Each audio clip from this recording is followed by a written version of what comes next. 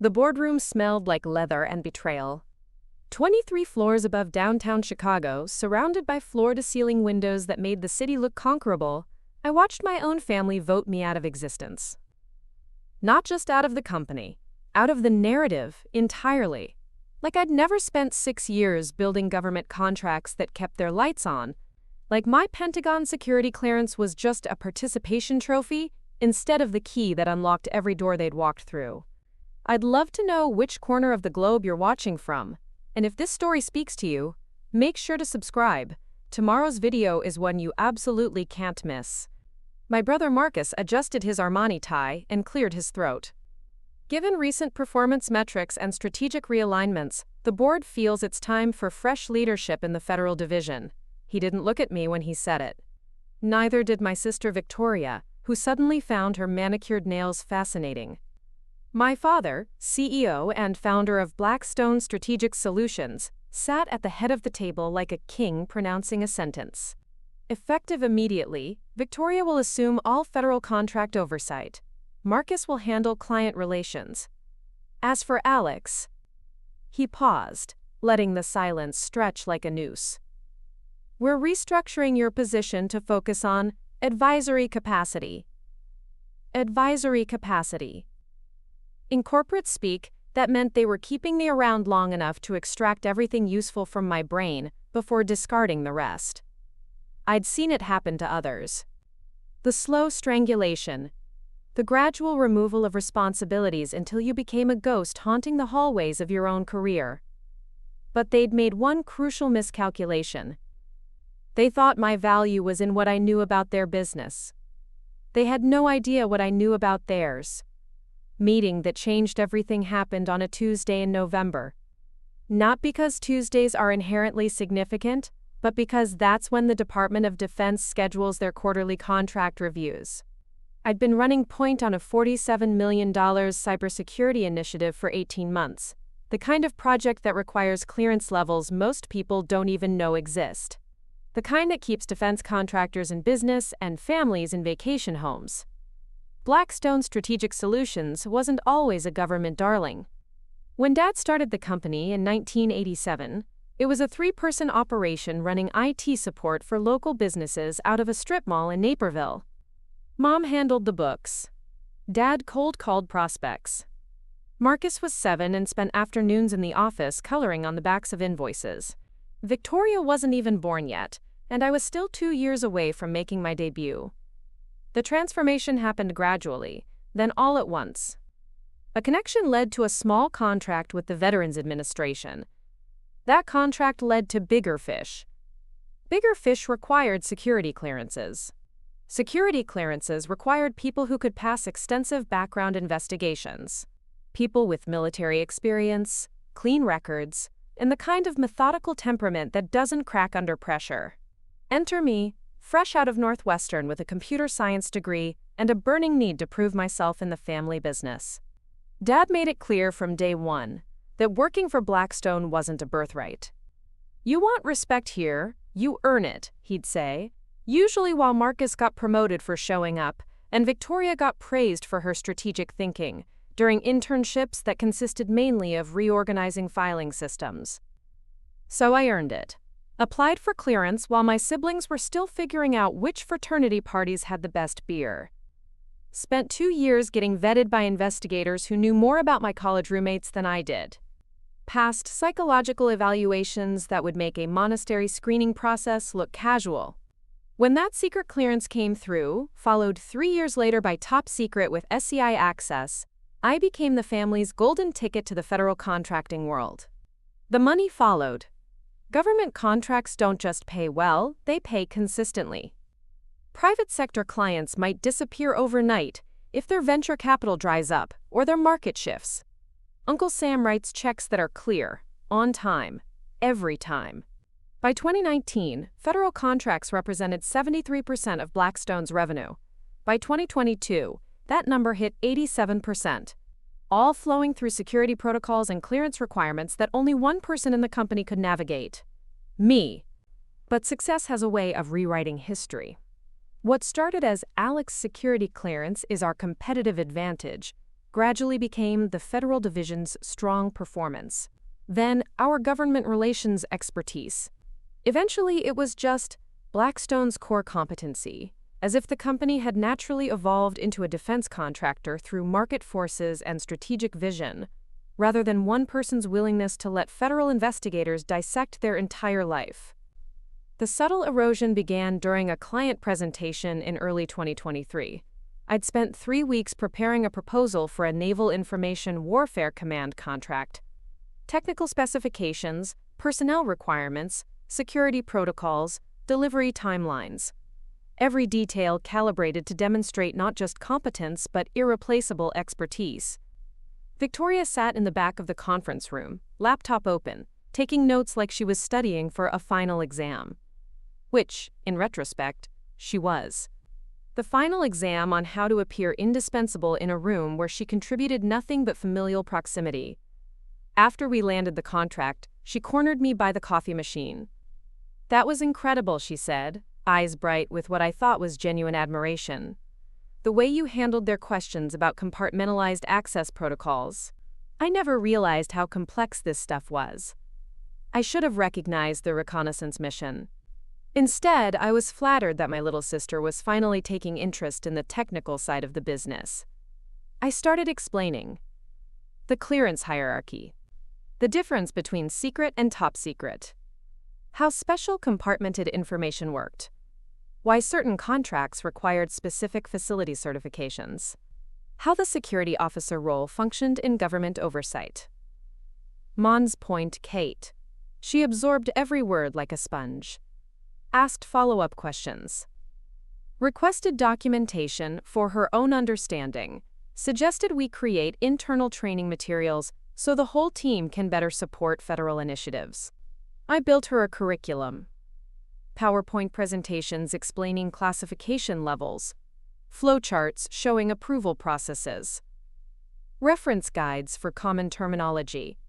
Everything short of the actual classified information which she couldn't access anyway without her own clearance. What I didn't realize was that I was building her a script. A way to sound informed in meetings where decision-makers who didn't understand the technical details would be impressed by someone who could speak the language fluently, even if they couldn't actually do the work.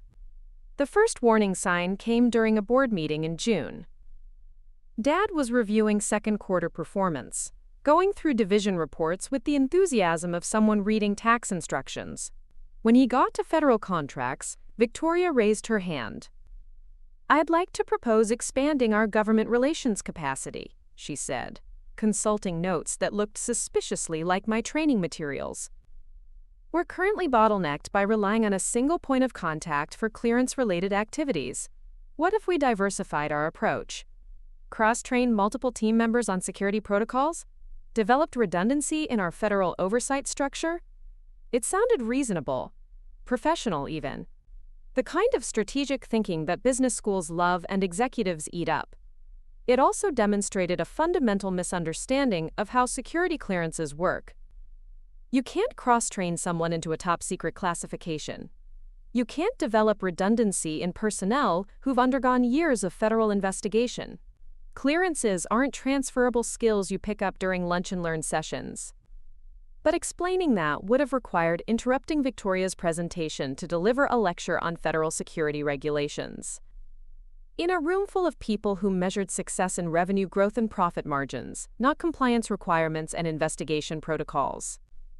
I stayed quiet, made a mental note to clarify the technical limitations later, and watched my sister receive congratulations for her innovative approach to operational efficiency. The second warning sign was more direct. Marcus started attending my client calls, not leading them, just observing, taking notes, learning the ropes, as he put it. When I asked why, he shrugged. "Dad thinks it's important for senior staff to understand all aspects of the business." Which would have made sense if Marcus had shown any previous interest in understanding anything more complex than the company's golf membership policy. But suddenly he was fascinated by federal procurement regulations, curious about contract modification procedures, eager to sit in on status meetings with Pentagon liaisons who spoke in acronyms that would confuse most people with advanced degrees. He wasn't learning the work, he was learning the performance. How to nod at the right moments. Which phrases to echo.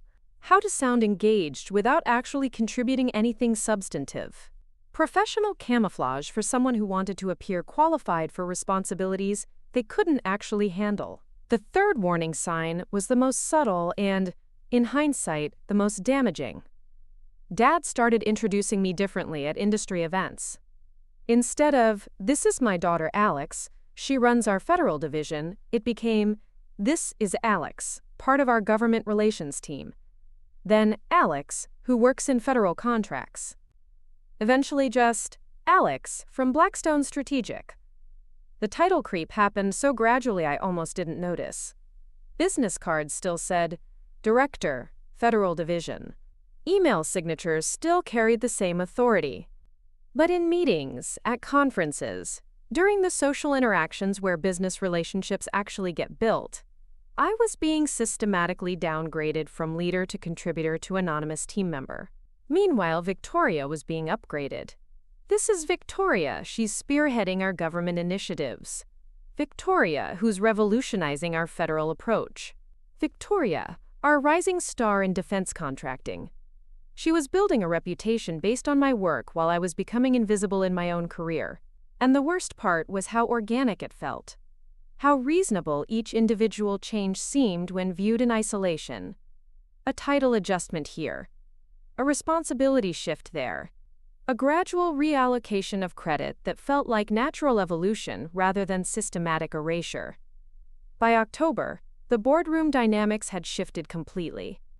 Victoria spoke with authority about contracts she'd never negotiated. Marcus presented status updates on projects he'd never managed.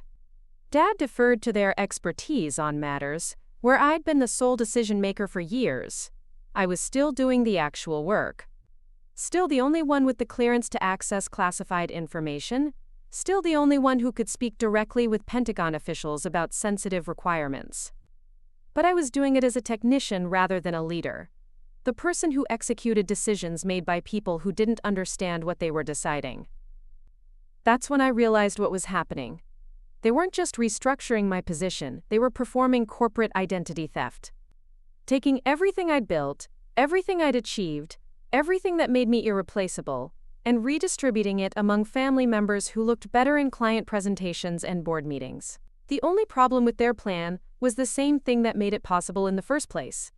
Security clearances aren't just professional credentials. They're personal trust relationships with the federal government. Relationships that can't be transferred, delegated, or shared. A lot of love and effort went into bringing this story to life. If you're enjoying it, we'd be so grateful if you'd subscribe to our channel. Now, back to where we left off. And I was about to remind them exactly what that meant. The email arrived at 2:47 a.m. on a Wednesday. Not unusual timing for Pentagon communications, where operations run on military schedules that don't acknowledge civilian concepts like business hours or work-life balance. What was unusual was the sender, Colonel Jennifer Hayes, Defense Contract Management Agency, with a subject line that made my coffee go cold before I could take the first sip. Urgent. Blackstone Strategic Solutions. Contract compliance review required. I opened it in my home office, still wearing yesterday's clothes because sleep had become optional somewhere around the third consecutive 18-hour workday. The message was brief, professional, and terrifying in its implications. Ms. Chen, irregularities have been identified in recent contract submissions from Blackstone Strategic Solutions. Specifically, documentation filed under your security authorization contains signatures and technical specifications that require immediate verification. Please report to Building 2E for an interview Thursday, 0800. Bring all relevant project files and clearance documentation. This is not optional. I read it 3 times before the implications fully registered. Someone had been filing paperwork under my name, using my clearance credentials, submitting technical documentation that I'd never seen, much less approved. In the world of federal contracting, that wasn't just professional misconduct. It was a federal crime. My first instinct was panic. Security violations could end careers, revoke clearances, and, in extreme cases, result in criminal prosecution. My second instinct was confusion. How could someone file anything under my authorization without my knowledge? Every system required multiple authentication steps, biometric verification, and digital signatures that couldn't be faked. Unless they weren't being faked. I pulled up my work computer and logged into the secure portal where all federal contract documentation gets processed. My credentials worked normally. No flags, no warnings, no indication that anything unusual had happened. I navigated to recent submissions and found the problem immediately. 7 contract modifications filed in the past 6 weeks, all bearing my digital signature, all containing technical specifications I'd never written. All submitted during times when I was physically present in the office, working on completely different projects, with witnesses who could verify my whereabouts. The modifications themselves were sophisticated. Not sloppy forgeries that would be immediately obvious, but careful alterations to existing legitimate documents, personnel changes that shifted key responsibilities away from me and toward other family members, timeline adjustments that gave Victoria credit for milestone achievements, budget reallocations that moved billing authority from my oversight to Marcus's approval. Someone with intimate knowledge of our internal processes had been systematically editing our federal contracts to erase my role and elevate my siblings. Someone who understood the documentation requirements well enough to make changes that would pass initial review. Someone who had access to my computer, my office, and enough technical knowledge to navigate classified systems. The answer was obvious, but I needed proof before making accusations that could destroy family relationships and professional reputations. I started digging through my computer's access logs, looking for times when my account had been used while I wasn't at my workstation. What I found was worse than simple unauthorized access. Someone had been logging in as me for months, not just recently. Small sessions during lunch breaks when I was out of the office, late evening access when I was home, weekend logins when the building was supposedly empty except for security staff. But the digital breadcrumbs told a more complex story. The unauthorized access wasn't coming from outside hackers or sophisticated cybercriminals. It was coming from inside the building, using administrative override codes that only senior staff possessed. And according to the system logs, those override codes belonged to Marcus. My brother had been impersonating me digitally for the better part of a year. I printed everything. Access logs, login records, file modification histories, timestamp discrepancies. Enough documentation to build a federal case, if it came to that. Then I secured copies in my personal safe at home, because experience had taught me that evidence has a way of disappearing when family members feel threatened. The meeting with Colonel Hayes was scheduled for Thursday morning, but I couldn't wait that long. I needed to understand the full scope of what had been happening before sitting across from a Pentagon investigator and trying to explain how my security clearance had been compromised without my knowledge. I stayed in the office late Wednesday night, officially to catch up on legitimate work, actually to conduct digital forensics on my own career. The building was empty except for the overnight security guard, who nodded when I badged in around 9 p.m. and didn't look up from his newspaper when I headed to the elevators. My office felt different in the darkness. Not just quiet, but violated. Like someone had been going through my desk drawers and filing cabinets, leaving everything technically in place but subtly disturbed. I started systematically checking everything. Physical files, computer directories, locked storage cabinets where I kept classified materials that couldn't be transmitted electronically. The classified storage revealed the most damaging evidence. Someone had been photocopying restricted documents. Not stealing them, which would have been immediately obvious, but making copies and returning the originals to their proper locations. A more sophisticated approach that could go undetected for months, while providing unauthorized access to information that was supposed to be compartmentalized.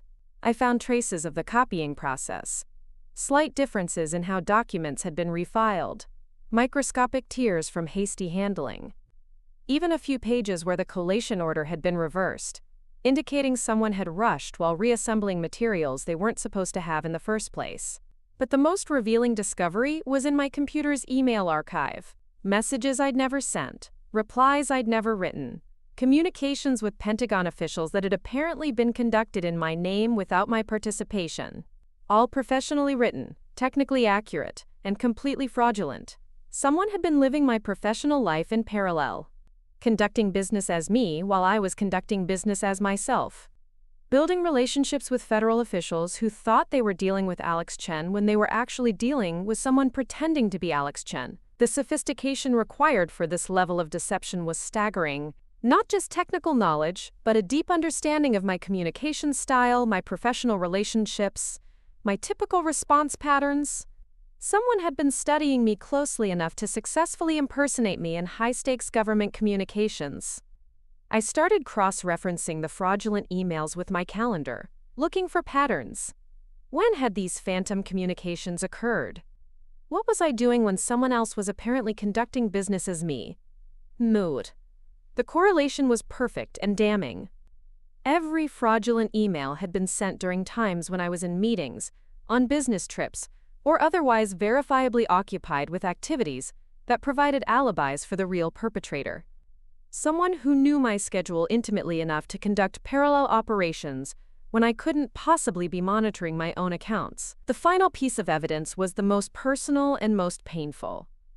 Hidden in a subfolder of my email drafts, I found a document that made everything clear. A planning memo titled Federal Division Transition Strategy, dated 3 months earlier. It outlined a systematic approach for gradually removing me from client relationships while positioning Victoria and Marcus as my replacements. The memo was detailed, methodical, and ruthless. It included timelines for transferring my responsibilities, scripts for explaining my, quote, career transition to government contacts, and contingency plans for handling my security clearance during the handover process. It even contained a budget for the consulting fees they planned to pay me as an external advisor after forcing me out of full-time employment. But the most devastating section was the risk assessment. A clinical evaluation of potential obstacles to their plan, with mitigation strategies for each scenario. What if I refused to cooperate? What if I reported the unauthorized access? What if I tried to maintain direct relationships with Pentagon officials? Puckle. They'd thought of everything, including the possibility that I might discover their scheme before they were ready to implement it openly.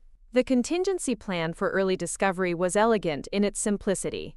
Accelerate the timeline and force a confrontation that would position me as a disgruntled employee, making false accusations against family members who were simply trying to modernize business operations. I was reading my own professional obituary, written by people who shared my DNA and had spent years planning my corporate funeral.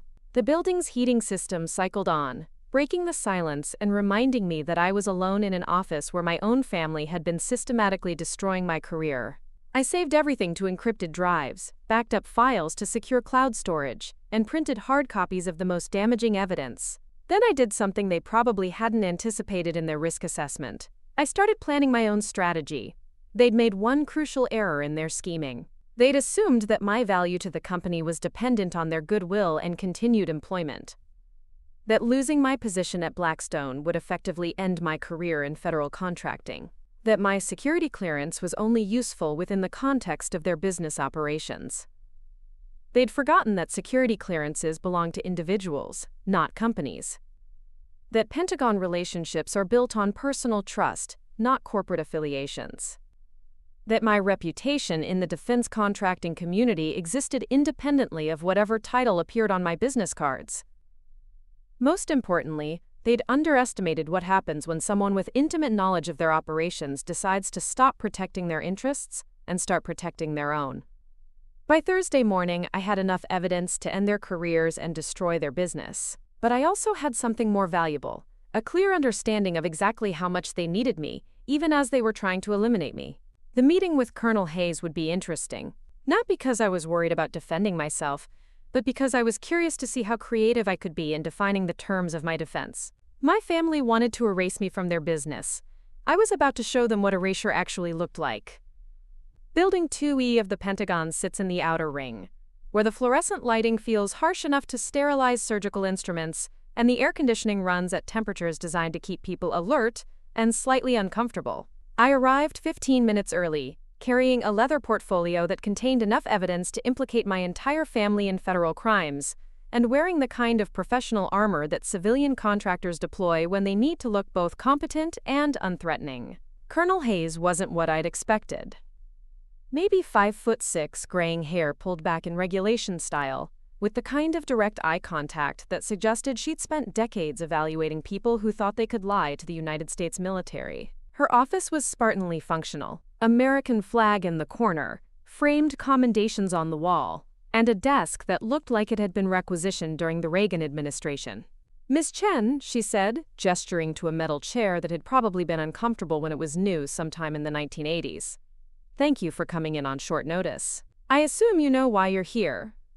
"Contract compliance review," I replied, settling into the chair and opening my portfolio.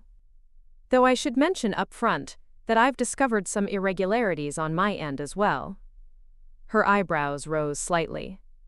"What kind of irregularities?" "Unauthorized use of my security credentials. Document submissions I never authorized. Communications conducted in my name without my knowledge. Essentially, someone has been impersonating me in federal contract activities for approximately 8 months. Colonel Hayes leaned back in her chair, fingers steepled. "That's a serious allegation. Do you have evidence?" I pulled out the first folder. Digital access log showing my account being used when I was verifiably elsewhere. Timestamps indicating document modifications during periods when I was in meetings with witnesses. Email communications that I never sent but that appear in official Pentagon correspondence records. She accepted the documents and began scanning them with the methodical attention of someone trained to spot discrepancies in complex information systems. After several minutes, she looked up. "These logs indicate administrative override access. Who in your organization has those capabilities?" "Senior staff only. My father, who's the CEO. My brother Marcus, who handles IT oversight. And theoretically my sister Victoria, though she's never demonstrated the technical competence to use them effectively." "Walk me through your typical day Monday through Friday. When do you access classified systems? Who else is present? What security protocols do you follow?" For the next hour, I provided a detailed breakdown of my work routine, security practices, and access patterns. Colonel Hayes took notes in a small notebook, occasionally asking for clarification or requesting specific timestamps.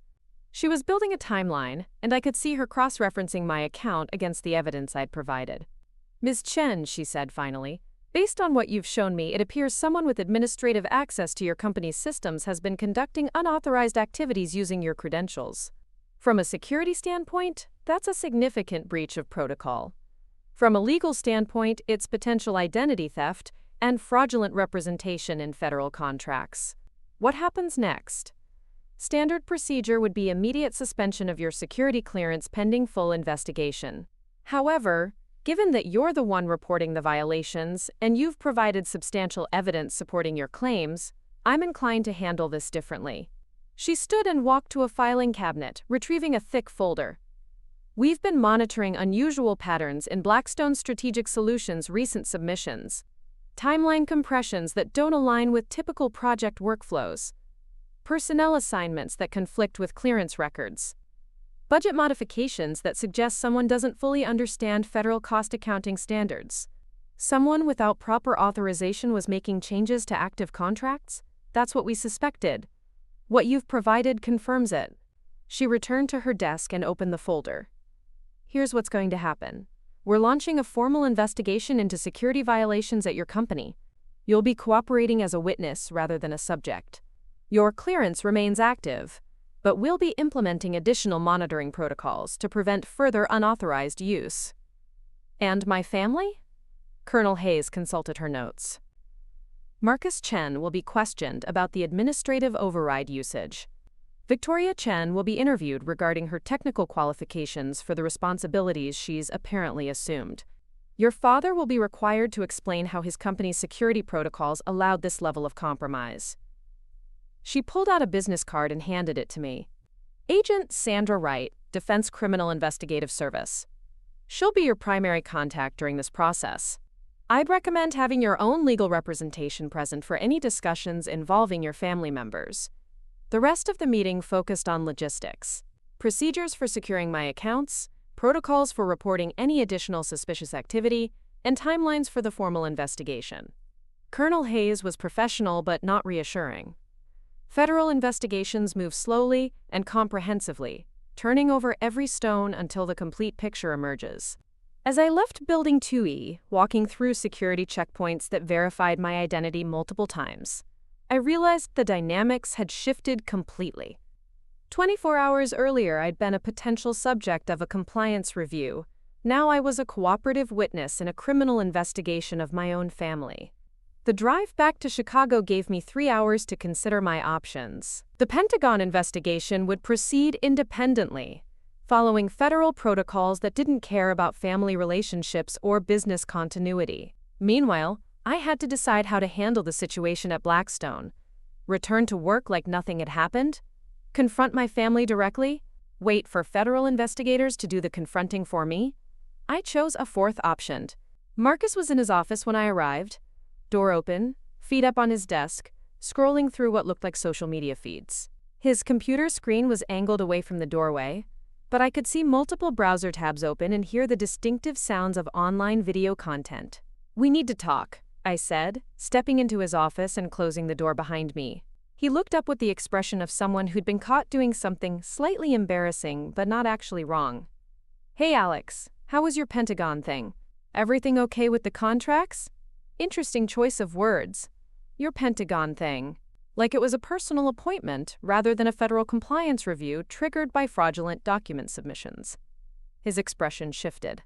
Not guilt, exactly, but the heightened alertness of someone realizing they might need to start choosing their words more carefully. "I don't know what you mean." "Administrative override codes, Marcus. Digital access logs. Email communications sent from my account while I was in verifiable meetings with third parties. The Pentagon has all of it." He swung his feet off the desk and leaned forward. "Look, if there's been some kind of technical error..." "It wasn't a technical error.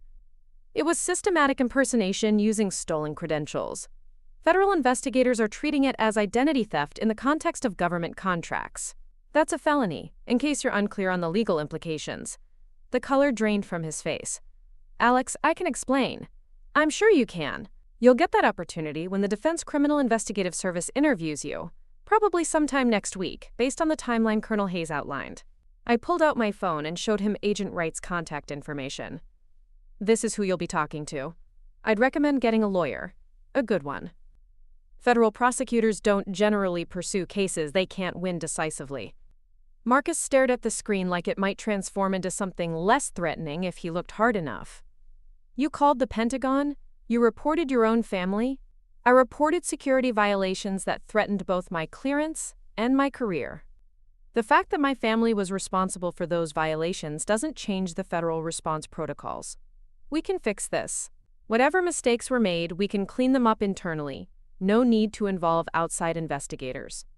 It's too late for internal solutions."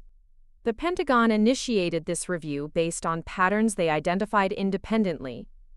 I just provided confirmation and additional evidence. The investigation would have happened whether I cooperated or not. He stood up and started pacing behind his desk. "Dad's gonna lose his mind. This could destroy the company. The company that was built on federal contracts requiring security clearances that you've been systematically compromising? Yes, that company probably faces some challenges." "What do you want, Alex? What's it going to take to resolve this quietly?" "I don't want anything. I want my professional reputation protected while federal investigators determine the scope of violations and appropriate consequences. Beyond that, it's out of my hands." Marcus stopped pacing and turned to face me directly. "You realize this affects you too, right? If Blackstone goes under, if Dad loses his government contracts, if the family business collapses, you're not exactly positioned to emerge unscathed." "Actually, I am. Security clearances belong to individuals, not companies. Pentagon relationships are built on personal trust, not corporate affiliations. Defense contractors throughout the Washington corridor would be delighted to hire someone with my clearance level and track record, especially if that person comes with a demonstrated commitment to security protocol compliance." The conversation was interrupted by Victoria's voice from the hallway. "Marcus, did you see the email from..." She stopped in the doorway, taking in the scene. Me standing with my arms crossed. Marcus looking like he'd just received terminal medical news. The tension is thick enough to cut with standard office supplies. "What's going on?" she asked, though her tone suggested she already suspected the answer wouldn't be good news. "The Pentagon investigation that Alex triggered," Marcus said. "Apparently it's not going away quietly." Victoria looked at me with an expression I'd never seen before. Not anger or disappointment, but calculation. Like she was rapidly running through contingency plans and risk assessments. "How bad is it?" "Defense Criminal Investigative Service is bad," I replied. "Federal felony charges are bad. Career-ending sanctions are bad. Company-destroying bad." She absorbed this information with remarkable composure. "And you're cooperating with the investigation? I'm the primary witness. My testimony and evidence will likely determine the scope of charges and the severity of consequences." Victoria nodded slowly. "I see.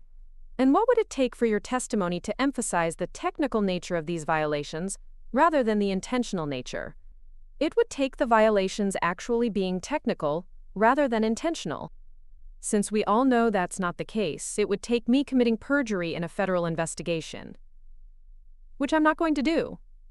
She glanced at Marcus, then back at me. "You're really going to destroy your own family over a career dispute?" "I'm really going to tell the truth in a federal investigation about security violations that you created. What happens to the family depends on how federal prosecutors interpret that truth." The silence stretched between us, filled with the ambient sounds of an office building slowly emptying as the workday ended. Outside the windows, Chicago traffic moved in predictable patterns, people heading home to families that probably didn't spend their time planning each other's professional destruction. Finally, Victoria spoke. "I think we need to call Dad."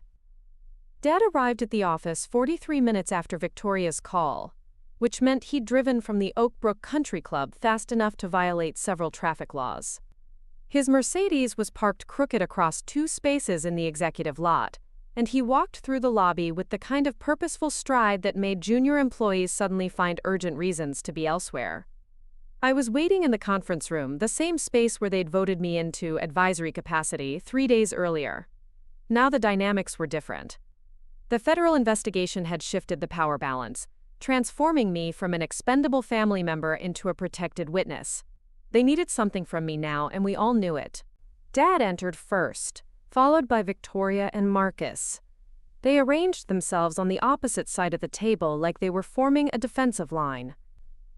Dad's suit was immaculate, as always, but his face carried the kind of controlled tension that suggested he'd spent the drive practicing what he was going to say.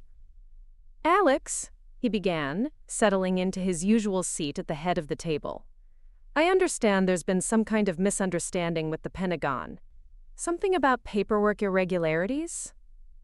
"Not paperwork irregularities. Identity theft. Fraudulent document submission. Unauthorized use of security credentials. Criminal violations that triggered a Defense Criminal Investigative Service investigation." His expression didn't change, but I caught the slight tightening around his eyes.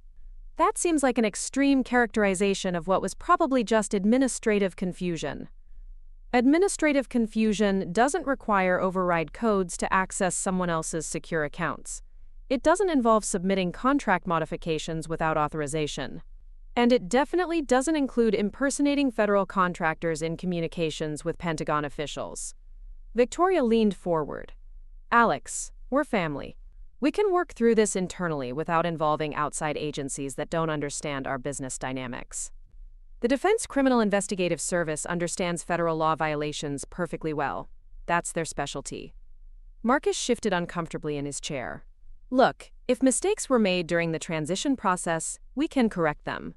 We can file amended documents, clarify any communications that weren't properly authorized, update the Pentagon on current organizational structure." "Marcus," I interrupted, "you've been logging into my secure accounts for 8 months.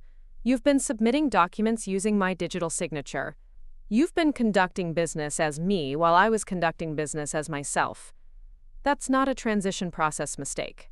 That's systematic identity theft in the context of federal contracts." Dad's facade cracked slightly. "You're talking about your own brother, your own family. Do you really want to destroy everything we've built over what amounts to internal communications confusion?" What you built was a federal contracting business dependent on my security clearance and government relationships. What Marcus built was a criminal scheme to steal those credentials and relationships. The Pentagon doesn't care about family dynamics when they're investigating security violations. How much? Dad asked suddenly. Excuse me? How much do you want? To make this go away quietly. To testify that these were honest mistakes rather than intentional violations. To convince the investigators that this was a misunderstood administrative protocol rather than criminal activity. The question hung in the air like a toxic cloud. They were offering to bribe me into committing perjury in a federal investigation. Not subtly, not with plausible deniability, but directly and explicitly. You're asking me to lie to federal investigators about crimes you committed? I'm asking you to consider the broader implications. For the company, for the employees, for the family. Is your need to be right worth destroying dozens of careers and millions in annual revenue? Victoria added, we can restructure your position, give you full control over federal operations, make Marcus report to you instead of working parallel to you, restore all the authority and recognition you feel you've lost. And my security clearance. When the Defense Criminal Investigative Service discovers that I lied during their investigation, and they will discover it, what happens to my clearance then? Marcus spoke up. They don't have to discover anything if we handle this properly. Clean up the documentation, establish clear protocols going forward, demonstrate that we've addressed the security concerns. They have digital forensics evidence, Marcus.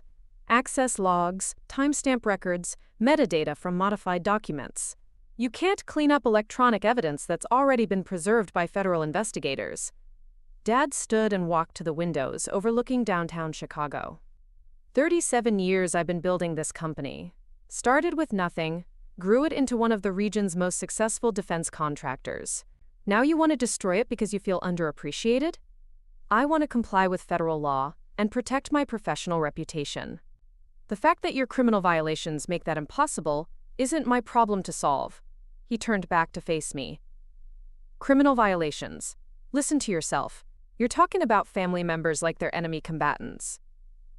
I'm talking about family members who stole my professional identity and used it to commit federal crimes. The emotional relationship doesn't change the legal reality. Victoria pulled out her phone and started scrolling through what looked like a contacts list. I'm calling Jonathan Weber. He handles federal defense work for the firm.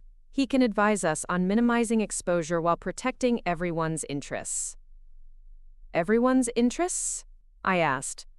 Or just yours? Yours too, she replied without looking up.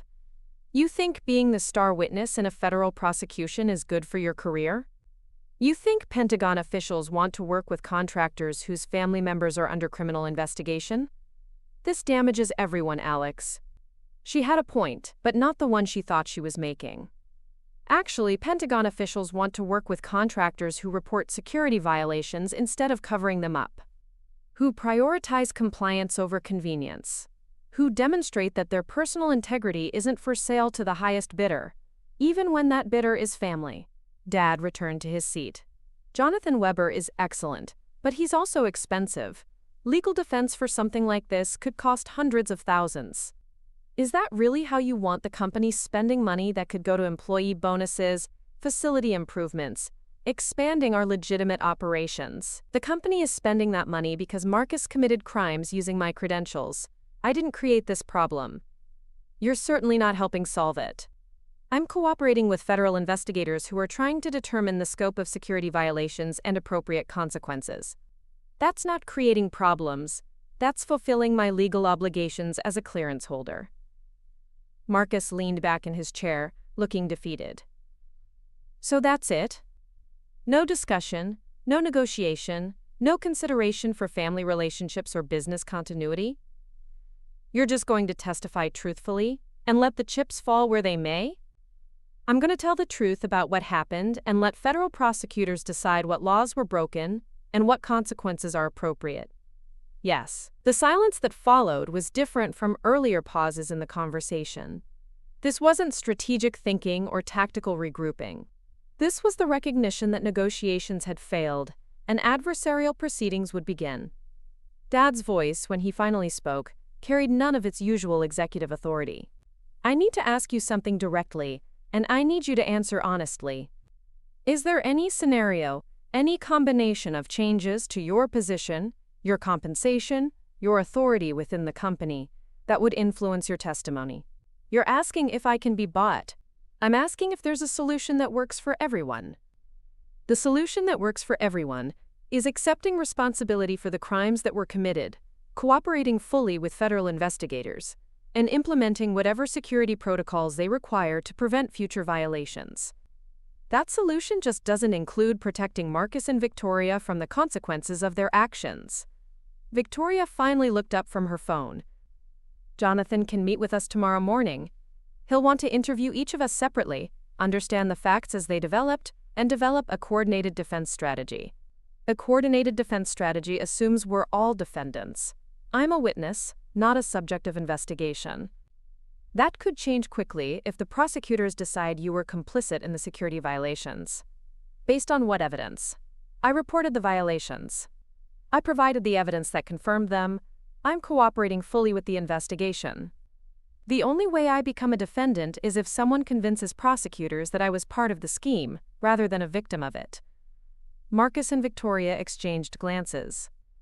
Dad noticed the exchange and frowned. "What aren't you telling me?"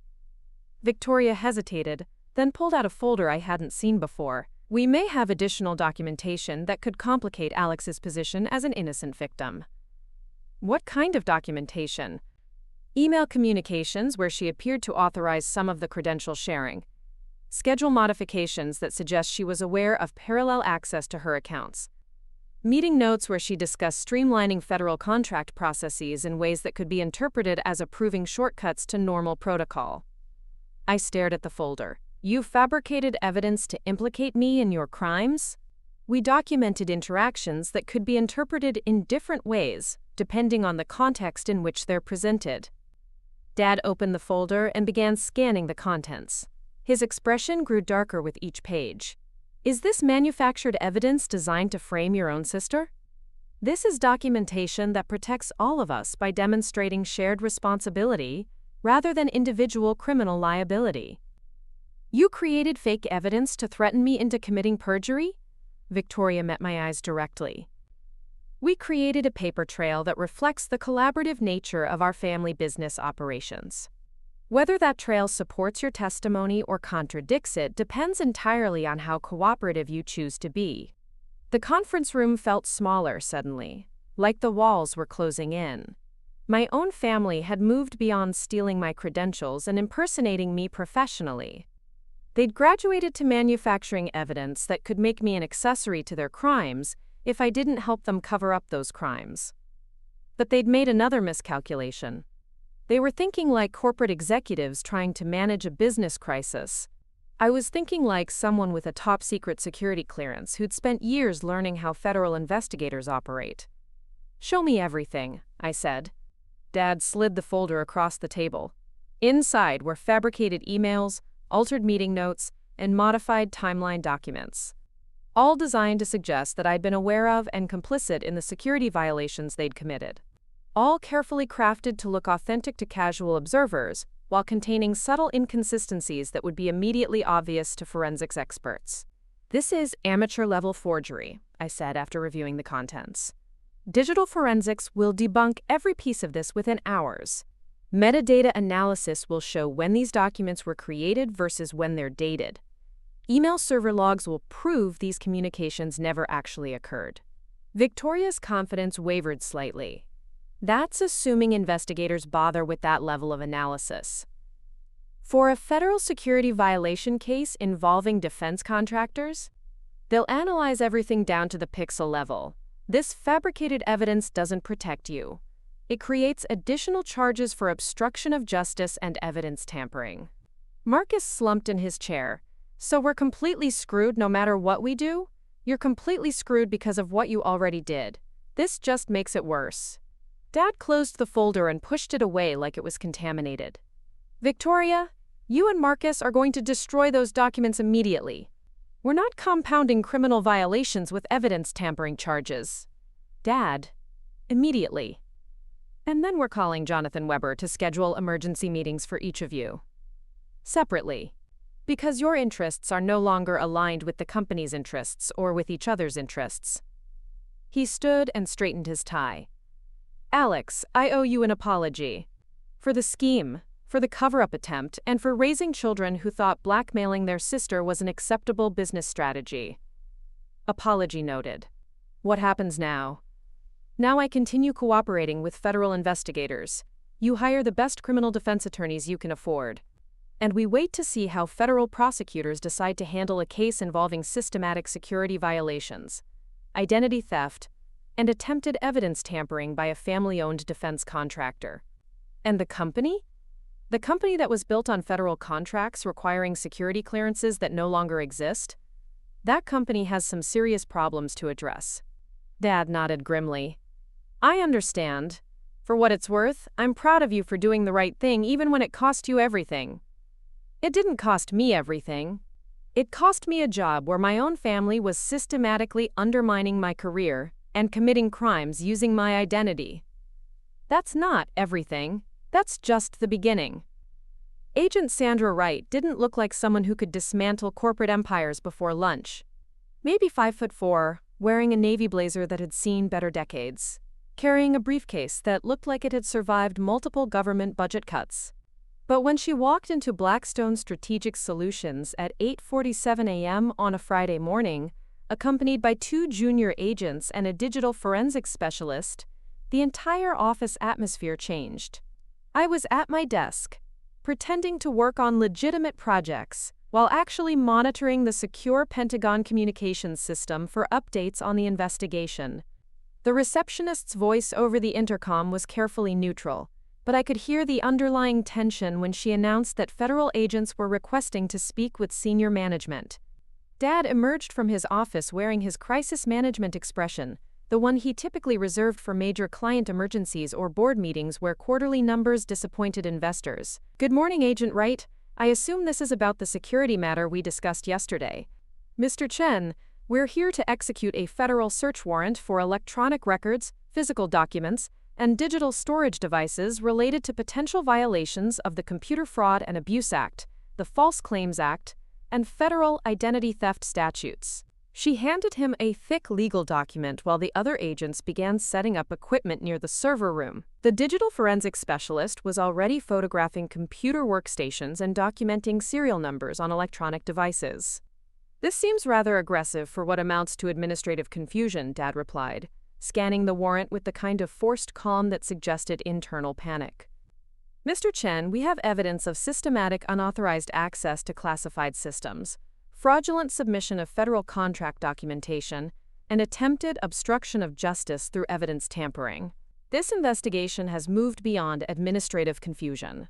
Marcus appeared in the hallway, took one look at the federal agents, and immediately retreated toward the fire exit. Agent Wright noticed the movement and nodded to one of her colleagues, who casually positioned himself between Marcus and the stairwell. Mr. Marcus Chen, we'll need to speak with you as part of this investigation. I'd recommend remaining on the premises until we've completed our preliminary interviews.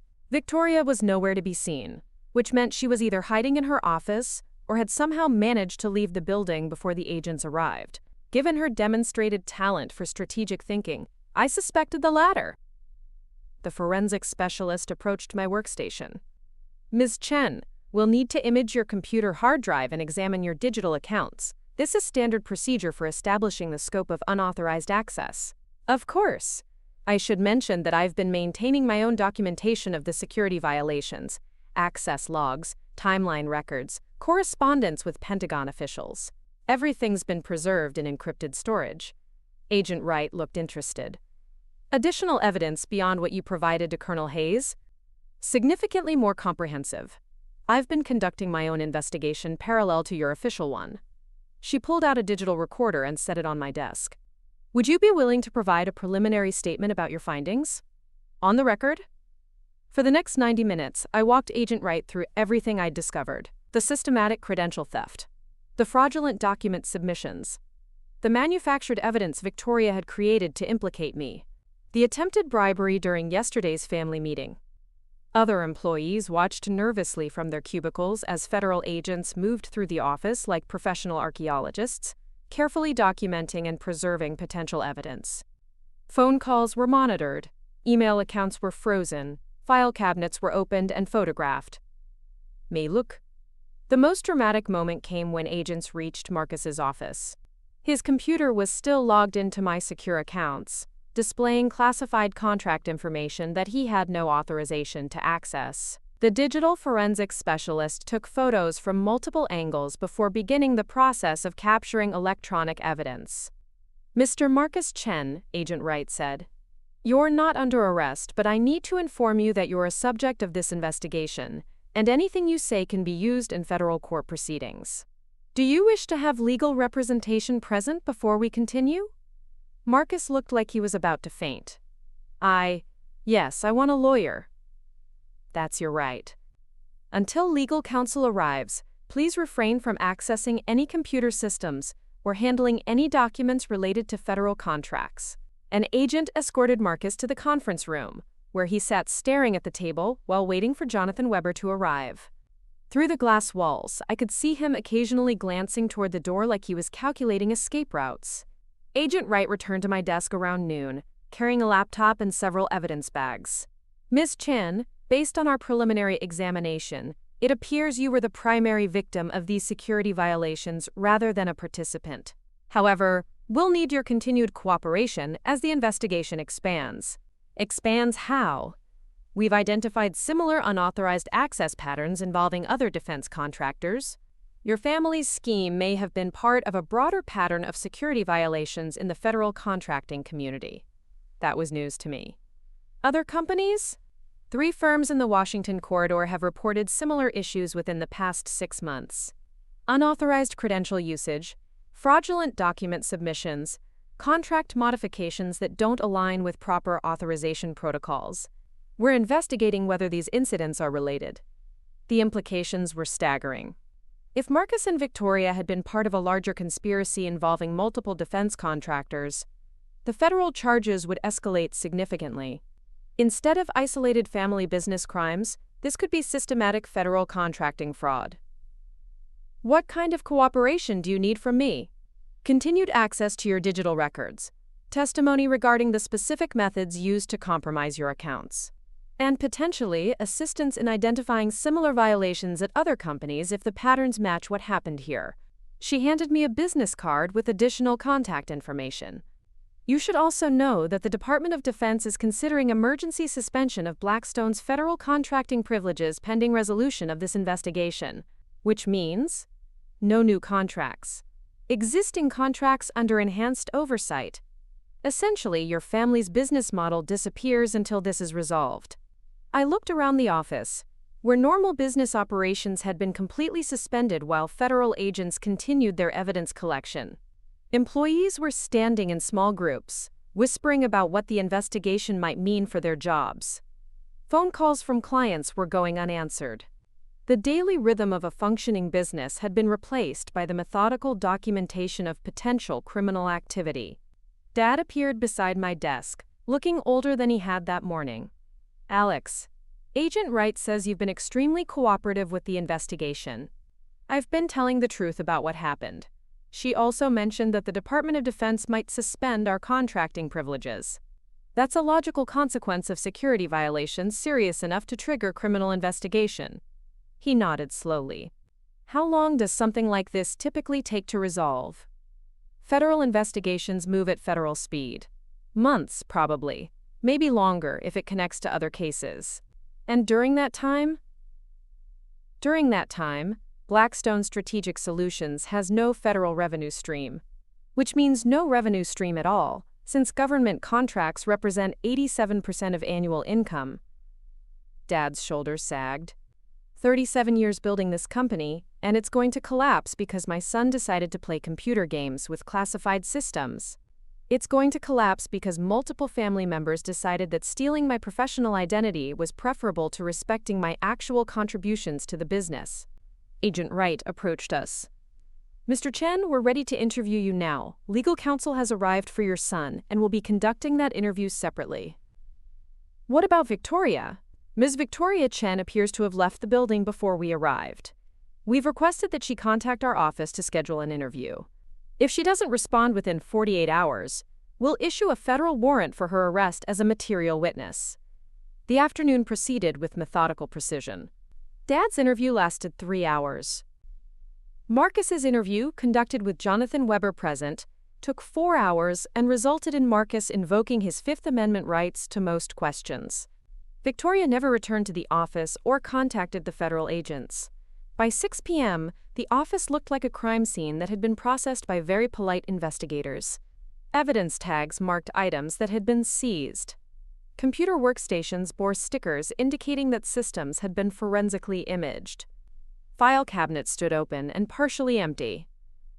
I was one of the last people in the building, finishing up legitimate work that couldn't wait for the investigation to conclude. Agent Wright found me at my desk, packing files into bankers' boxes.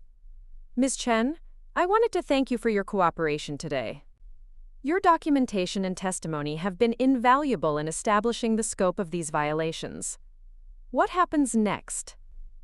We'll spend the next few weeks analyzing the digital evidence, correlating timeline data, and building prosecutorial cases. The U.S. Attorney's Office will review our findings and determine what charges to file and against whom. And Victoria? If she doesn't contact us voluntarily, we'll obtain a federal warrant and locate her through other means. Avoiding federal investigators isn't a sustainable long-term strategy. She paused at the elevator, holding the door open. You might want to start thinking about your next career move. Even if Blackstone survives this investigation, the company's reputation in federal contracting is going to be severely damaged. I've been thinking about that. Good. People with your clearance level and track record have options. People with your clearance level and demonstrated integrity have excellent options.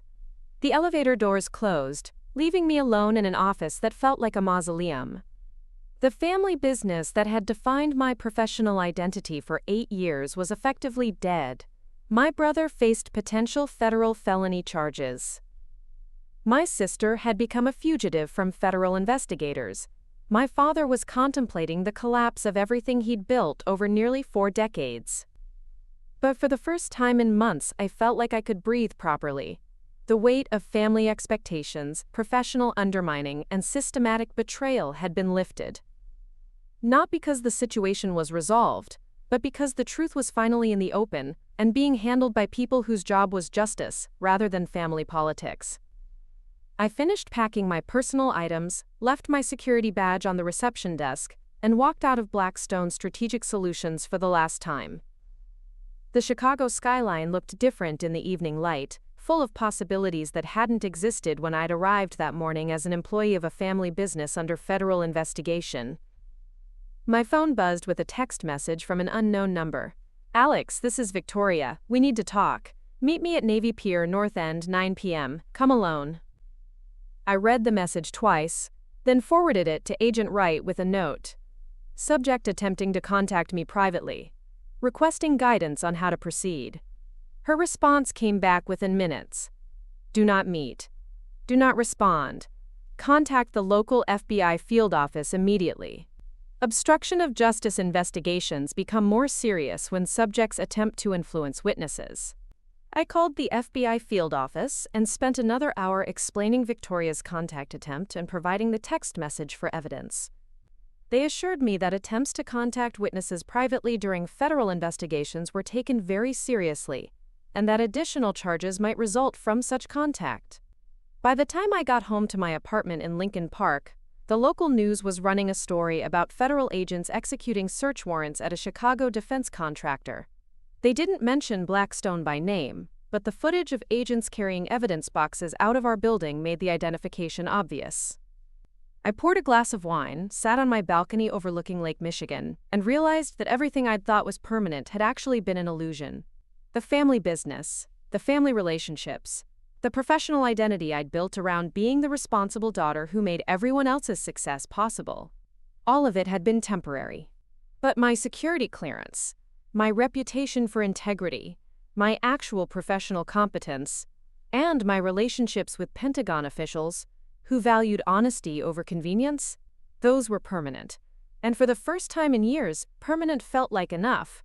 3 weeks after the federal raid, I was sitting in a glass-walled conference room on the 32nd floor of a downtown Washington, D.C. office building, listening to Douglas McKenzie explain why Apex Defense Systems wanted to hire me as their new Director of Federal Operations. The view stretched across the Potomac toward the Pentagon, where my former life as a Blackstone employee had been systematically dismantled by investigators who turned corporate fraud into evidence. "Your security clearance is obviously valuable," McKenzie was saying. "But what really interests us is your demonstrated commitment to compliance protocols. In our business, integrity isn't just a nice-to-have quality. It's the foundation of everything we do." Apex Defense Systems specialized in cybersecurity solutions for government agencies, the kind of high-stakes work where a single security violation could end careers and terminate billion-dollar contracts. They'd been following the Blackstone investigation through industry publications and wanted someone who'd proven they wouldn't compromise federal regulations for family convenience or corporate pressure. "The salary is 40% higher than your previous position," McKenzie continued, sliding an offer letter across the table. "Plus equity participation, full benefits, and a signing bonus that reflects the value of bringing someone with your track record into our organization." I scanned the document while considering how dramatically my professional circumstances had changed in less than a month. 3 weeks earlier, I'd been fighting for recognition within a family business that was systematically erasing my contributions. Now I was being recruited by one of the most respected defense contractors in the Washington corridor, specifically because of the integrity I'd demonstrated during that fight. "There's one condition," McKenzie added. "We'll need you to serve as a technical consultant for federal prosecutors building cases against other contractors who've been engaging in similar violations." Apparently, the Blackstone situation was just the beginning of a much larger investigation. That was the first I'd heard about my potential role in broader prosecutions. How much larger? 7 companies under investigation, potentially dozens of individual cases involving security clearance fraud, contract manipulation, and identity theft. The Department of Defense is treating this as a systematic threat to federal contracting integrity. He pulled out a folder containing news clippings and industry reports. Headlines about federal raids, suspended contractors, and criminal charges being filed against executives who'd thought family businesses were immune to federal oversight. Your testimony and evidence were the key that unlocked everything else. Other victims started coming forward once they realized they weren't alone. Investigators found patterns connecting violations across multiple firms. What started as your personal family drama became a federal task force operation. I accepted the offer and spent the afternoon completing paperwork that would transfer my clearance sponsorship from the now-defunct Blackstone Strategic Solutions to Apex Defense Systems. The process was surprisingly straightforward, confirming what I'd told my family weeks earlier. Security clearances belong to individuals, not companies. Pentagon relationships are built on personal trust, not corporate affiliations. By evening, I was back in Chicago packing my apartment for the move to Washington. The phone rang as I was wrapping dishes in the newspaper. Dad's number appeared on the caller ID. "Alex, I wanted to let you know that Marcus took a plea deal with federal prosecutors today." I stopped wrapping and sat down on a moving box. "What kind of plea deal?" "Guilty to computer fraud and identity theft. 2 years federal prison, 3 years probation, permanent ban from government contracting work. In exchange, he's providing testimony about the broader conspiracy." Broader conspiracy? Apparently, Marcus wasn't just stealing your credentials. He was part of a network that shared techniques for compromising clearance holders across multiple companies. The federal task force thinks they can use his testimony to prosecute the whole operation. The news was simultaneously satisfying and disturbing. Satisfying because Marcus was finally facing consequences for his crimes. Disturbing because those crimes were apparently much more extensive than I'd realized. "What about Victoria?" Dad's voice became quieter. "She's still missing. FBI issued a federal warrant last week. They think she might have left the country, possibly using false identification documents." Victoria had graduated from corporate fraud to international fugitive status. The sister who'd once reorganized filing systems during college internships was now evading federal law enforcement across national borders. And the company? Blackstone is finished, we lost all federal contracts obviously, can't bid on new government work. Most of our employees have found positions elsewhere. I'm meeting with bankruptcy attorneys tomorrow to discuss liquidation options. The business that had defined our family identity for 37 years was being dissolved like it had never existed. All those years of growth, all those government relationships, all that accumulated expertise, reduced to asset liquidation and debt settlement. Dad, I'm sorry about the company. I know what it meant to you. Don't apologize. You didn't create this situation. You just refused to be complicit in covering it up. That's exactly what I would have wanted you to do if I'd been thinking clearly instead of trying to protect family members who didn't deserve protection. 2 days later, I was in Washington, starting my new position with Apex Defense Systems and learning about the scope of the federal investigation that had grown from my family's crimes. Agent Wright briefed me on the broader case during our first official consultation meeting. The network Marcus was part of called themselves the Access Club, she explained, showing me organizational charts that looked like criminal enterprise diagrams. 15 individuals across 7 companies, sharing techniques for compromising clearance holders and manipulating federal contracts. The charts showed connections between defense contractors in Virginia, Maryland, Illinois, and California, family members stealing credentials from siblings, business partners impersonating colleagues, corporate executives authorizing systematic fraud that generated millions in illegitimate revenue. Your case was the breakthrough we needed, Wright continued. Most victims were either unaware of the violations or afraid to report them because of family relationships or employment concerns. When you came forward with comprehensive evidence and agreed to testify, it gave other victims the courage to speak up. She handed me a stack of case files. 12 additional clearance holders have now reported similar violations.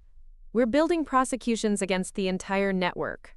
Reading through the files, I recognized patterns that mirrored my own experience. Gradual erosion of authority, systematic credential theft, fraudulent document submission, and attempted cover-ups when victims discovered the violations. The personal betrayal I'd experienced wasn't unique. It was a standardized criminal methodology. What do you need from me? Technical testimony about how the security violations were conducted. Expert witness statements about the damage caused to federal contracting integrity. And potentially, consultation on improved security protocols to prevent similar violations in the future. The work was satisfying in ways that my previous job had never been.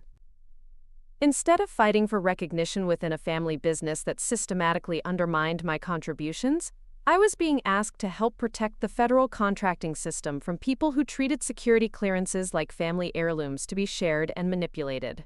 My new colleagues at Apex treated my expertise as valuable rather than threatening. My Pentagon relationships were considered corporate assets rather than personal inconveniences.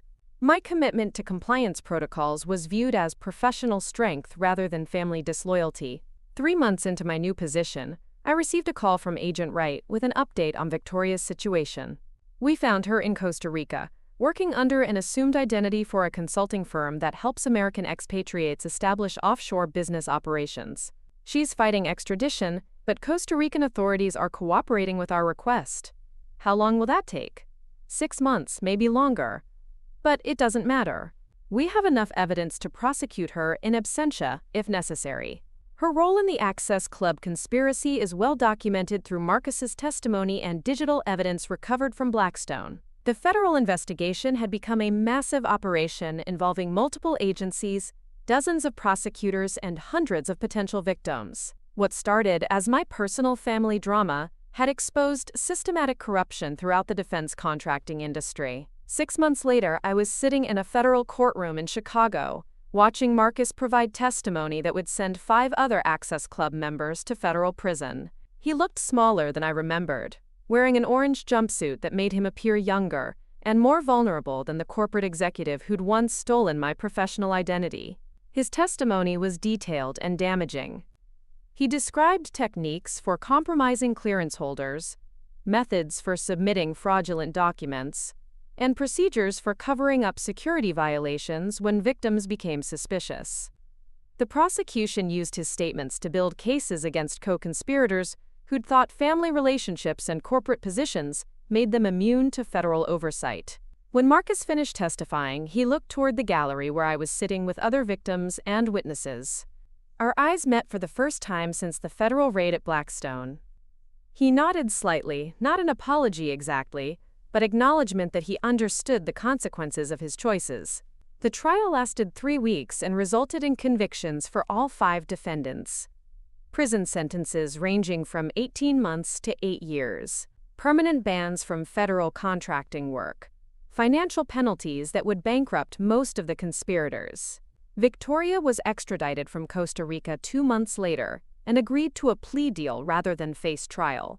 3 years federal prison, 5 years probation. Complete cooperation with ongoing investigations into international aspects of the Access Club operation. The family business that had once defined our relationships was gone.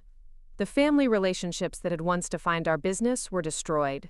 But the federal contracting system was more secure because people had been willing to prioritize integrity over convenience, truth over loyalty, and justice over family politics. Standing outside the federal courthouse after the final sentencing, I realized that losing everything I'd thought was important had actually been the beginning of finding everything that actually mattered: my security clearance, my professional reputation, my Pentagon relationships, and my personal integrity. Not because they couldn't be taken away, but because they couldn't be shared, delegated, or stolen by people who wanted the benefits without earning the responsibilities. That evening, I called Dad to let him know the trials had concluded. How do you feel?" he asked. Like someone who spent years thinking family loyalty was more important than personal integrity, and finally learned the difference. Any regrets? Only that it took me so long to stop protecting people who were destroying everything I'd worked to build. I'm proud of you, Alex, for doing the right thing when it cost you everything you thought you wanted. It didn't cost me everything. It cost me the illusion that family relationships were more important than professional ethics. That's not everything. That's just the beginning of understanding what actually matters. 2 years later, I was briefing the Secretary of Defense on cybersecurity protocols developed from the Access Club investigation. The same Pentagon where I'd once faced questioning about security violations now sought my expertise to prevent future fraud. My family's crimes had transformed me into one of the most respected consultants in federal contracting security. Apex Defense Systems had won 3 major contracts because our uncompromising compliance standards became a competitive advantage in an industry shaken by systematic fraud revelations. Secretary Williams praised the protocols being implemented across all military branches. "You've turned personal disaster into systemic improvement," she said. The irony was perfect. Their betrayal had created my success. That evening, I had dinner with Colonel Hayes, now Pentagon liaison for defense contractor oversight. We met at a quiet Arlington restaurant, where we could discuss security protocol evolution without worrying about corporate espionage or family betrayal. "When I first interviewed you about Blackstone violations," she said over coffee, "I thought we were dealing with standard family business fraud. I had no idea we were uncovering a conspiracy that would reshape Defense Department contractor security. Neither did I. I was just protecting my clearance and career. You did more than that. You protected the entire federal contracting system's integrity." The Access Club cases led to policy changes preventing millions in fraudulent contracts and dozens of additional security compromises. 6 months later, Dad called from his Arizona retirement community. Marcus was being released after serving his full sentence. Victoria remained in federal prison, facing 18 more months plus restitution payments. "I've been following your career," Dad said. "The Pentagon work, the industry recognition, I'm proud of what you've built." We agreed to stay in touch, not from family obligation but from genuine choice. The pressure of shared business interests was gone. That night in my Georgetown apartment, overlooking the Potomac, I understood the difference between losing everything and losing everything that held you back. My family business was destroyed, but I'd built something better. My team now included 8 clearance holders managing cybersecurity projects protecting military communications and nuclear facility access controls. Most importantly, I'd learned that integrity isn't just following rules or avoiding criminal activity. It's recognizing that some things can't be compromised, shared, or negotiated away, no matter how much pressure comes from people who claim to love you. My security clearance was mine. My reputation was mine. My future was mine. Kepa. For the first time in my adult life, that felt like everything. Looking for more? We've got 2 amazing stories ready for you right on screen. If this one touched you, these are absolutely worth your time. Click to watch them now. And hey, subscribe and hit that bell to never miss our latest uploads.